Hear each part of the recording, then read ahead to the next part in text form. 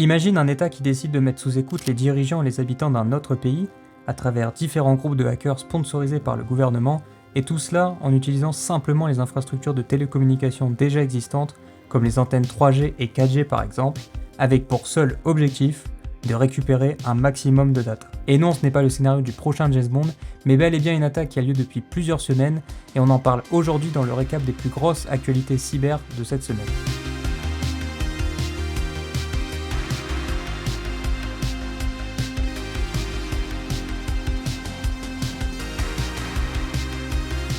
Mais avant de vous parler de cette cyberattaque, on va faire un tour des plus grosses vulnérabilités de la semaine. Évidemment, je suis obligé cette semaine de vous parler de la faille de PostgreSQL qui touche de nombreuses versions de la base de données et qui permet, en modifiant un peu les variables d'environnement, d'arriver à l'exécution de code arbitraire à distance. Alors même si la CVE a un score de 8.8, ce qui est déjà pas mal, pas de panique car pour être concerné, il est nécessaire que l'attaquant ait déjà un compte sur la base de données et qu'il dispose du coup d'un accès à la DB, ce qui est en principe pas le cas si vous suivez nos bonnes pratiques ou si vous avez bien hardené votre infrastructure. Un patch est déjà disponible pour toutes les versions, alors mettez à jour dès que possible. Du côté de nos endpoints préférés, Apple vient de release en urgence 2 patchs sur iOS et macOS pour notamment corriger 2 failles 0 days.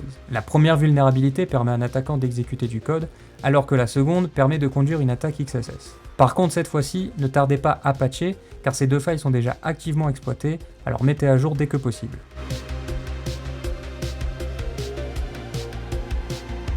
Aujourd'hui, je pense que cela ne surprendra personne d'apprendre, et surtout vu du contexte mondial, que tous les pays du monde essayent d'espionner leurs voisins et par tous les moyens. Par exemple, le FBI et le CISA ont aujourd'hui confirmé que la Chine sponsorisait des groupes de hackers pour effectuer de l'espionnage à grande échelle sur les réseaux cellulaires. S'il y a encore quelques années, ce genre de mise sous écoute ne concernait que nos grands leaders, aujourd'hui, tout le monde est visé. Pourquoi ? Tout simplement parce que ces données récoltées peuvent aujourd'hui être traitées et utilisées beaucoup plus rapidement par des IA par exemple. En résumé, la Chine a aujourd'hui accès à des millions de journaux d'appels qui permettent notamment de savoir qui a appelé qui, avec quel numéro, quand et pendant combien de temps. Mais évidemment, la Chine ne cible pas que les États-Unis, mais aussi l'Asie et l'Afrique en général, à travers son nouveau groupe d'APT appelé Limenial Panda, qui s'est infiltré, et cela depuis 2020, dans la majorité des fournisseurs d'accès des réseaux.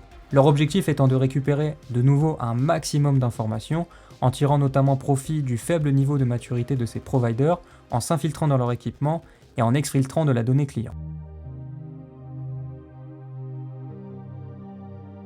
En parlant d'exfiltration, c'est malheureusement au tour des clients d'Auchan de voir leurs données privées dans la nature, dont notamment leur numéro de carte de fidélité, le montant disponible sur la cagnotte, ainsi que la composition familiale. Mais les leaks de données personnelles étant de plus en plus courants, les attaquants doivent aujourd'hui trouver des nouvelles manières de rentabiliser leurs efforts. Et l'objectif cette fois-ci n'est pas tant de récupérer de l'argent en vendant ces données personnelles en ligne, mais plutôt d'essayer d'utiliser les montants des cagnottes qu'ils ont récupérés, ou alors tout simplement de revendre ces points en ligne. Et justement, pour parler un peu rapidement des conséquences de ces data leaks, il peut arriver que des géants de la tech se retrouvent aux tribunaux face à des plaintes des utilisateurs, comme Meta en Allemagne par exemple. Des centaines d'utilisateurs de Facebook demandent une compensation financière pour le leak de leurs données personnelles, et le tribunal de Berlin semble leur donner raison, malgré le fait qu'il n'y ait pas eu de perte financière du côté des utilisateurs. Évidemment, Meta a fait appel et refuse de débourser le moindre centime dans cette affaire, mais vous, qu'est-ce que vous pensez de cette décision ? Est-ce que cela devrait être généralisé à toute entreprise qui subit un data leak, ou alors vous trouvez ça complètement inutile ? Donnez-moi votre avis en commentaire.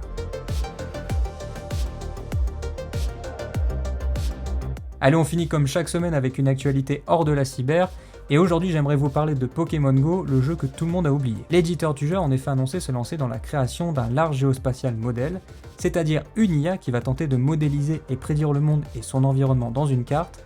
En gros, ils veulent créer le ChatGPT de la carte 3D. Et pour alimenter, nourrir et entraîner l'IA, quoi de mieux que les milliards de photos prises par les joueurs de Pokémon Go, tout enregistrées depuis la création du jeu. Si Niantic annonce que son modèle pourrait être utilisé dans le développement de la VR, de l'AR ou de la robotique, la réalité risque d'être tout autre pour plutôt être utilisée dans des cas de simulation de tests d'armes ou dans l'établissement de stratégies pour les conflits armés. Et vous, qu'est-ce que vous pensez de cela ? Cela vous paraît juste d'utiliser nos images pour ensuite développer des solutions sur lesquelles nous n'avons pas notre avis ? Je vous laisse me donner votre avis en commentaire. D'ici là, on se retrouve très bientôt dans une autre de nos vidéos, dans l'une de nos formations ou sur nos réseaux sociaux. Salut !